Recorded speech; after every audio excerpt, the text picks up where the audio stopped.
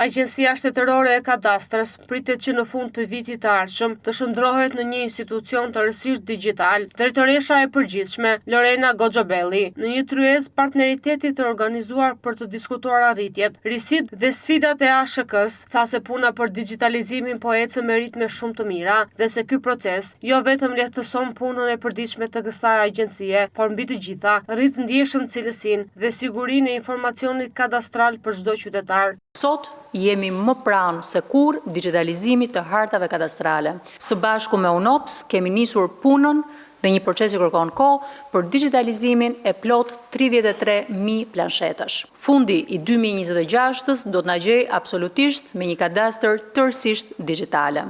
Kadastra e ka çuar së fundi në 10 numrin e shërbimeve automatike përmes teknologjisë blockchain, si dhe ka finalizuar kryerjen e pagesës direkt nëpërmjet portalit e-Albania me kartë bankare, pa qenë nevoja të paraqiteni në postë apo në sportelet e bankave.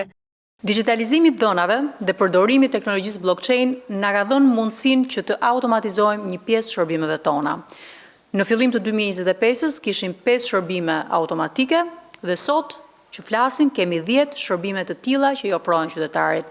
10 deri 15% e shërbimeve tona ditore gjenerohen automatikisht nga sistemi. Një lajm i mirë në fakt i ditëve të fundit është finalizimi i mundësisë së kryerjes së pagesës nëpërmjet e-Albanias me kartë bankare. Një funksionalitet për cilin në fakt kemi punuar intensivisht me Akshin këto muajt e fundit.